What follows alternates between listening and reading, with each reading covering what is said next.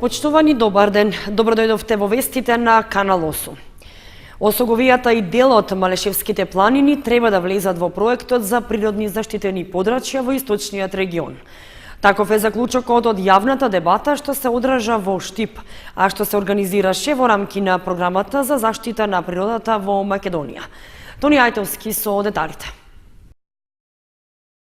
Дел од Осоговските планини и врвот Ченгино-Кале на Малешевските планини треба да прераснат во природни заштитени подрачја на источниот плански регион.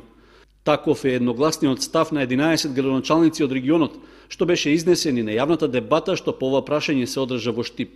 Организатор на дебатата беше Центарот за развој на источниот плански регион во соработка со Министерството за животна средина и со Програмата за заштита на природата во Македонија. Всушност, прогласувањето на заштитени подрачја е втора фаза од активностите на оваа програма, откако во првата фаза биле направени истражувања кои подрачја би можеле да бидат опфатени со заштитата. Не е целта да се заштити само природата, да се конзервира природата и биодиверзитетот, туку да на еден одржлив начин, со одржливо искористување на природните ресурси, да го подпомогнеме локалниот економски развој. Што се однесува до категоријата на заштитени подрачја, препораките од експертите е тоа да биде пониска категорија, односно пета категорија на заштитени подрачја, што подразбира заштитен предел. Од Министерството за животна средина рекоа дека неодамна биле донесени две стратегии за биолошка разновидност и за заштита на природата, а според нив Осоговијата и Малешевските планини се вклопуваат во законските процедури за прогласување заштитени подрачја од пета категорија. Мене ме радува консензуалниот став на локалната самоуправа, на градоначалниците, бидејќи согласно законите така почнува и процедурата. Нивната желба и она што го ценам амбиција за еден нов пристап на третирање на природата, ние како Министерство имаме обврска да ја спроведеме, ние би биле практично имплементатори на тоа што ќе се одлучи заеднички.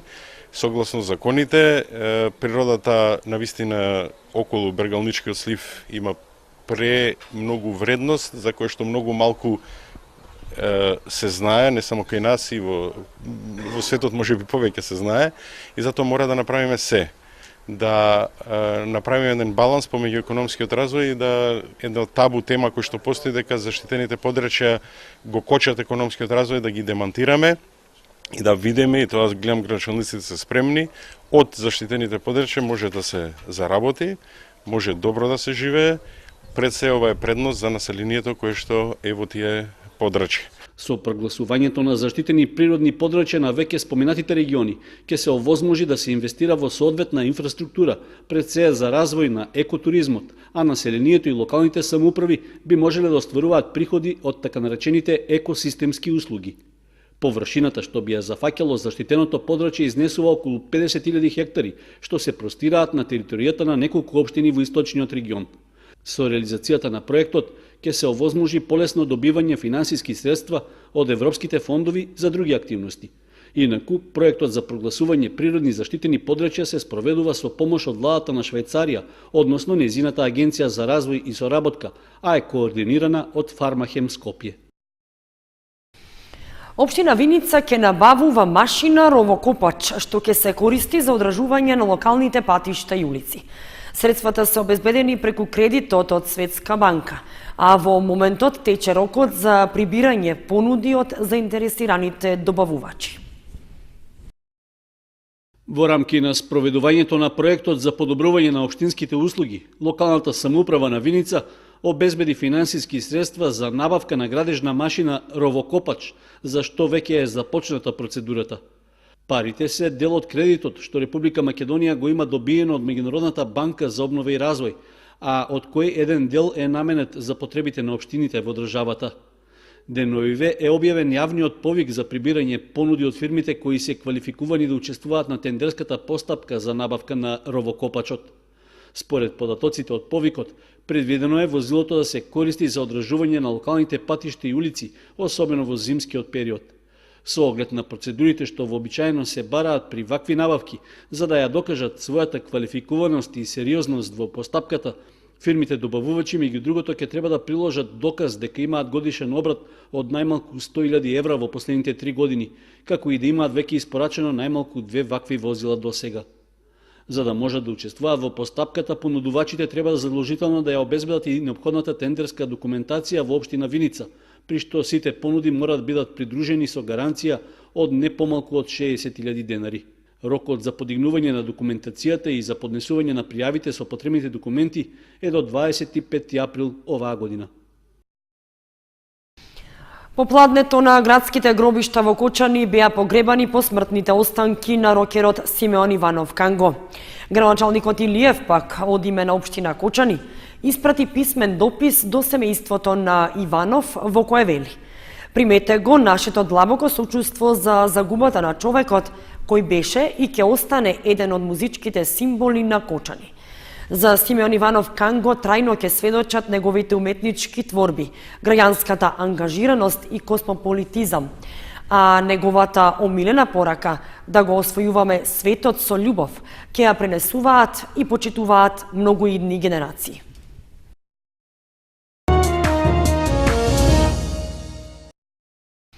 Освен што од 26 март започна примањето на барањата за добивање средства од програмата за финансиска подршка во земјоделството за 2018, деновиве се очекува да отпочне и програмата за пријавување субвенции за предадено млеко.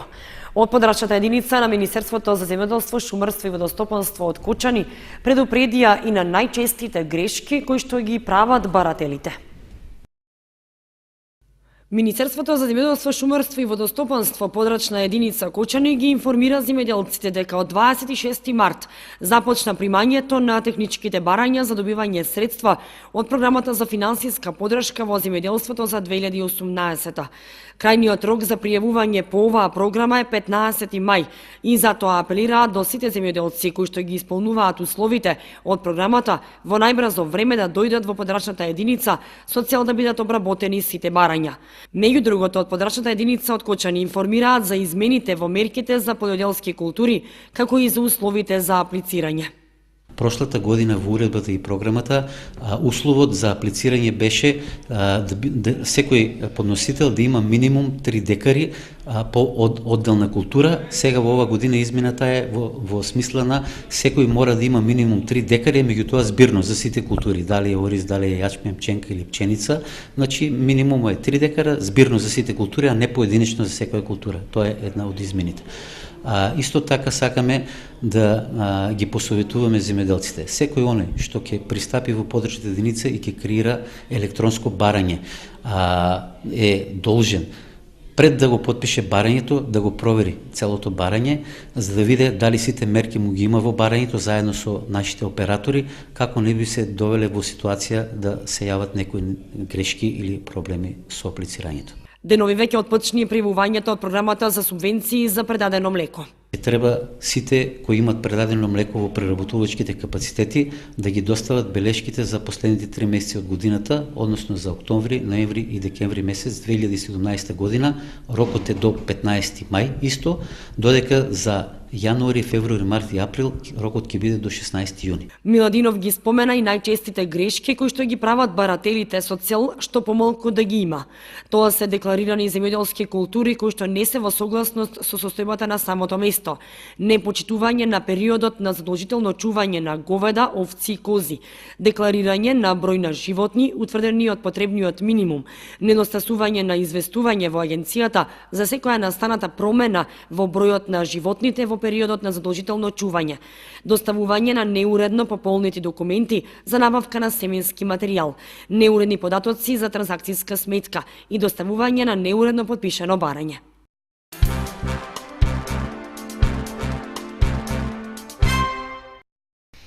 Во просториите на библиотеката Искра во Кочани беше промовирана монографијата Светлана Антоновска, македонската челична дама, од авторот Иван Антоновски. Делото го промовираше Гордана Јовик Стојковска, а извадоци од него читаше Илија Захариев. Станува збор за монографија која што го представува животот на Светлана Антоновска, исклучително добра, врвно изработена монографија, во која што безмалку е содржан целиот живот на Светлана Антоновска, жена која што во македонската историја ќе остане забележана за сите времиња, како посебен општественик, работник, статистичар, како човек кој што секогаш тежнееше кон нешто ново, напредно и кон промени кои што би донеле општо добро за сите луѓе. Делото во библиотеката Искра го промовираше Гордана Јовик Стојковска, а извадоци од него читаше Илија Захариев.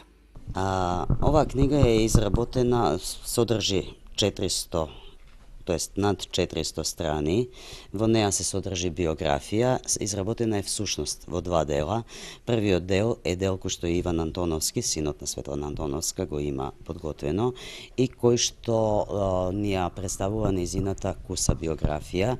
Опфатени се многу сегменти, изработена е стручно, макотрпно, бидејќи за многу кус период по архивите, библиотеките се пронајдени документи и аргументации за нејзиниот живот, за нејзиното дело. Бидејќи Светлана беше мощна специфична личност која што не се фалеше со своето минато и како што спомна Иван, се случуваше да луѓе кои што ја знаат од еден домен на нејзиниот живот, не знаат за она друго што била. Значи, Светлана е представена од најраните денови, кога исто така не била само обично дете, туку била дете кое што се бавело со многу нешта, дете кое што и тогаш гледало напред, кое што имало свој бунтовен и напреден карактер, она што ќе биде понатаму у бившата ни заедничка држава, напреден лидер меѓу младите, меѓу студентите, кои што стреме кон подобрување на општеството, но и на луѓето кои што се дел од него. Автор на монографијата е нејзиниот син Иван Антоновски. Моментот кога се случи физичката загуба и нејзиното заминување од овој свет во октомври пред нецели 2 години, дојдов до едно сознание дека поради нејзината скромност и поради начинот на кој што размислуваше и действуваше, за неголемиот дел од сето она што е сегмент на нејзината биографија, име ми било непознато затоа што таа самата не го потенцираше тоа како нешто што треба да биде постојано достапна информација. Меѓутоа, кога се дојде до низа информации кои што упатија од потреба на истражување во архивите, во библиотеките, истражување во депоата на многу институции, се дојде до една целина која што и Светлана Антоновска и мене ми ја представи во едно поинакво целосно светло, започнувајќи од нејзината улога во 70-те години на минатиот век, кога се смета за предводник на еден процес на демократизација во младинската организација и процес на демократизација кој што подразбира поинаква позиција и поинаков одглас на гласот на младиот човек, особено во скопската младина, за потоа да успее таквиот процес како е едно авангардно движење да достигне и до југословенско ниво. Светлана Антоновска има добиено низа признанија, меѓу кои признанието кое што го добила во периодот од 2000 до 2001 година, за тоа дека се наоѓа меѓу 500 водечки интелектуалци во светот. Книгата е богата со фотографии. Секоја фотографија сама по себе раскажува за одреден дел од животот на Светлана Антоновска и самата монографија представува едно импозантно дело кое што освен што го представува животот на Антоновска и поучува како треба да се биде човек. Сите заинтересирани пензионери кои што сакаат да учествуваат во предстојните општински регионални напревари како и на Републичката олимпијада да се пријават во управата на Сдруженијето на пензионери Кочани најдоцна до 10 април оваа година, апелираат од Кочанската пензионерска организација. Сдруженијето на пензионери Кочани годинава е домакин на регионалните спортски игри што ќе се одржат на 16 јуни. Сдруженијето на пензионери на Кочани во рамките на програмата за спорт и рекреација продолжува со активностите за подготовка на спортските екипи и поединци за предстојните општински регионални игри и учество на Републичката спортска олимпијада. За таа цел, од Кочанското здружение на пензионери упатуваат апел до сите заинтересирани пензионери спортисти кои имаат желба да спортуваат и да бидат дел од екипите на Здружението за настап на предстојните надпревари, да се пријават во управата на Здружението на пензионери Кочани најдоцна до 10 април годинава. Инаку пред кочанските пензионери и годинава предстојат неколку интересни спортски надпреварувања, од кои ќе зависи и составот на екипата во повеќе спортски дисциплини.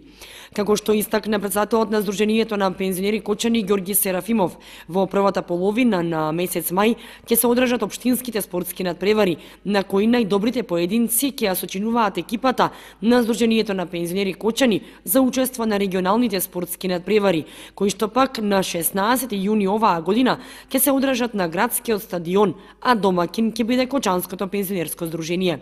На оваа спортска манифестација ќе настапат најдобрите спортски екипи од Здруженијата на пензионери на Кочани, Виница, Македонска Каменица, Делчево, Пехчево и Берово. Најуспешните ќе се пласираат на Републичката пензионерска олимпијада, која што ќе се одржи во септември. Инаку, заинтересираните спортисти, пензионери во машка и женска конкуренција можат да се пријават за учество во следните спортски дисциплини: домино, табла, пикадо, теглење јаже, атлетика, фрлање ѓуле, трчање до 60 и над 60 метри, скок од место, кошарка и мал фудбал.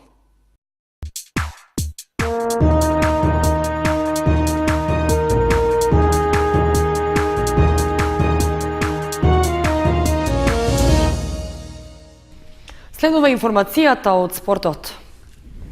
Кошаркарите на Баскет Дино, кои се напреваруваат во третата лига, се вратија со победа од гостувањето во Гостивар против Дамвер. Среда пак се играат надпреварите од четврт финалето во женскиот фудбалски куп на Македонија, при што женскиот фудбалски клуб Кочани дома ќе го пречека лидерот Драгон. Екипата на Баскет Дино забележа минимална, но важна победа на гостувањето во Гостивар против тимот на Дамвер во рамки на 15-тото коло од третата кошаркарска лига. Расположени за игра и за постигнување кошеви, двете екипи воделе изедначена борба за освојување на бодовите, но сепак на крајот славеле нашите момчиња кои ги совладале домашните со 73 спрема 72. Со тоа кошаркарите на тренерот Сашо Лазаров ја поправија лошата бодовна разлика поради поразот што го претрпеа во претходното коло од Партизан Мултишпет на домашен терен. Со новите бодови Баскет Дино продолжува да го одржува чекорот со другите екипи од горниот дел на табелата. Во моментот има 26 бода, исто колку што и тимот на Пинк Пантери, но поради полошата кош разлика се наоѓа едно место зад нив на петата позиција. Разликата меѓу нашата екипа и првопласираниот Спорт Тим е само 3 бода, што воопшто не е недостижна предност, но сепак вистинското искушение за кошаркарите од Кочани е токму во следното коло, кога на домашен терен ќе им гостуват токму лидерот. Евентуална победа ќе ги искачи на една од првите 3 позиции и ќе им обезбеди сериозно вмешување во борбата за самиот врв. В среда пак, на 28 март, ќе се играат четвртфиналните надпревари од фудбалскиот куп на Македонија во женска конкуренција. Екипата на женскиот фудбалски клуб Кочани ќе има тешка задача да го продолжи надпреварувањето со оглед што ќе биде домакин на лидерот на табелата Драгон од Скопје.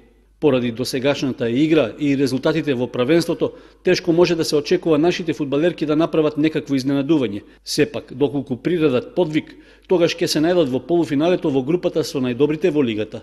Надпреварот против Драгон ќе се игра на фудбалското игралиште кај населбата Оризари покрај реката Масалница, а почетокот е закажан за во 14 часот.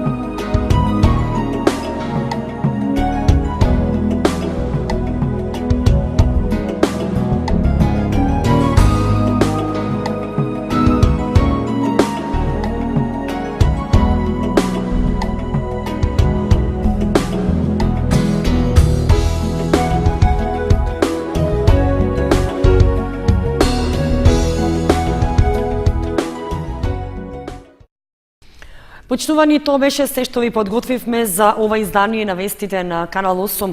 Ви благодариме што бевте со нас. Информациите ги имате и на нашата веб страница kanal8.mk. Довидување.